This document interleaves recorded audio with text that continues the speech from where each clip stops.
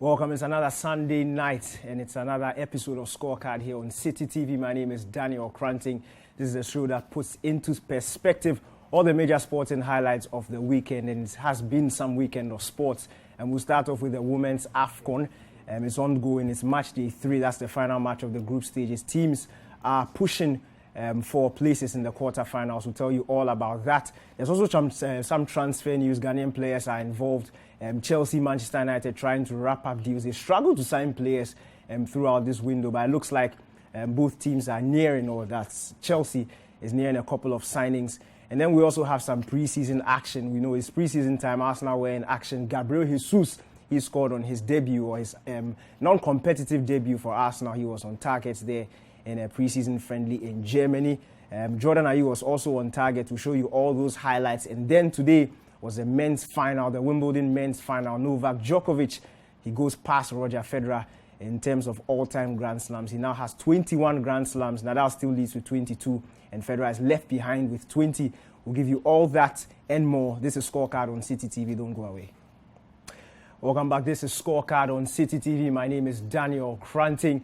You can also join in the conversation on the WhatsApp line. It will come just on your screen in a bit. Yes, +233 550 58832. That's the WhatsApp line. Or on Twitter, just use the hashtag Scorecard and read all your messages. But let me introduce my guest today.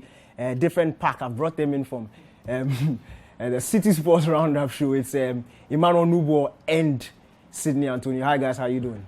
Doing good. Fantastic. Yeah, it's been an interesting weekend of sports. It has. Very interesting. Very interesting. My highlight was today. Yeah, Novak Djokovic. Novak Djokovic getting that 21. It's been a very long time. Look, I waited since last year, the US Open final. Medvedev beat him, but finally, he gets to 20. But we'll start off with the women's AWCON. Is ongoing in Morocco. A couple of games were played yesterday. There are still some couple of games going on. But yes, it's match day 3. It's the final match day of the group stage, and teams are pushing for quarter-final places. We'll start with that game between Burkina Faso and Uganda. It ended 2-2 draw. Burkina Faso had a red card in that game, in fact, but they still managed to hold on for a 2-2 draw. Morocco were also in action, and they beat Senegal by 1-0, so they book a place in the quarter-finals. And then Zambia, they were also 4-1 winners over Togo. So we'll take that game between Burkina Faso and Uganda. So comfortable victory there for the Zambians. They are also through to the quarterfinals. But let's show you the group table so that we can get some perspective to that. So that's Group A. Morocco qualified, Senegal qualified. Burkina Faso will not make it. So the format is that it's 3 groups. It's the first 2 in each group, and then the best 2 third-place finishers. So Burkina Faso, by virtue of 1 point, they've been kicked out because the other 2 third-place teams have, of course, more points than them. Let's look at Group B. Let's have Group B now. Yes, so Zambia also through. Cameroon are through by 2nd place. And then Tunisia also went through with 3 points. So yes, those are the 3 teams through from Group B. Guys, some interesting matches, but more interesting is the goalkeeping. Yeah, some interesting goalkeeping we are seeing there in the tournament. I think to begin with, I would say that I'm happy with the quality of the pitches and then the quality of the stadium, but I can't see the same with the quality of the football. There are some schoolboy defending, goalkeeping. Schoolgirl. I mean, I think the quality of play is quite low, and it scares me a bit because if this is what we are going to take to the World Cup, you'll not be surprised to see scorelines like 10 and 12 and 15-0 if you come up against a team like the USA, Japan, or Germany. So I think that there's a lot when it comes to development of the African female game, and I think we need to take it more serious because if this is the AWCON, the women's AWCON, and what is being presented is it's like you're watching an SS team or something playing. I think we need to do better. Antonio, interesting. Emmanuel made a point about quality. He makes a point about quality. He talks about going to the World Cup.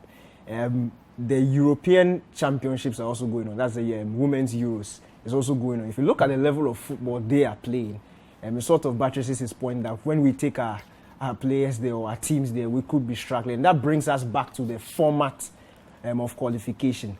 This zonal qualification that most countries have been complaining about. That's the reason Ghana is not there, because Ghana had to face Nigeria in the first round of qualifiers. So you have the best out of each zone and not necessarily the best in the continent going to the AWCON. And it will certainly affect the teams that are going to the World Cup. Yes, you have put it perfectly over there. And we need to take a second look at the way the women's game in Africa is going, because, as you have rightly said, the Euro women's game is ongoing right now, and I was able to catch a few highlights, and you can see that the difference in quality is just glaring. It's worlds apart.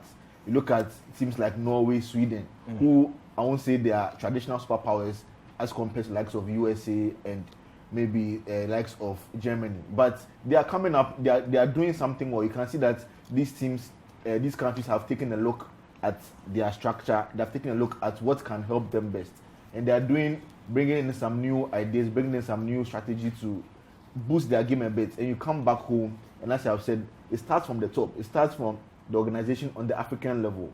Already that one leaves a lot to be desired. It has to be looked at before you come to the individual countries and what we are doing individually to boost the game, the women game on the African continent. It's very bad. Look at some of the highlights we just saw right now.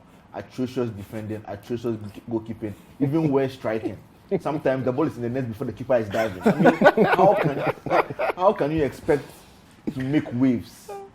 That's what we are looking for. When we see African teams in a global competition, we all root for them because they are, we are all African brothers and sisters. So we want African brothers and sisters in this case to do well. But it's hard to support when you are getting these kind of returns. And that goes back to when we have all sorts of trumpeters calling for this equal pay when it comes to football, men's football. How can you give equal pay when the difference in quality is so glaring? So we have to look at these things, and I believe if we're able to look at, because we have the quality here, we have the talent here. There are talented female players in the country who, given the right resources, given the right help, I think they can do far better than some of their European counterparts. But it starts from the beginning, it starts from the grassroots, and it starts from the football organizations taking a second look at the structure and bringing something better than what's on offer right now. I'm glad you said it, but just to put some things in perspective, it's not like every match is bad. When you watch the Nigerians, you watch the South Africans, you watch even the Moroccans to some extent, the Cameroonians, you can tell the class between them and the rest of the teams is so vast, and it just shows you how good they are and how the gap between the good teams in Africa and the rest are. So we are just saying, look, this format thing is just some way. If they can change it, they should change it. So we have the best of the best competing. So every match is worth watching.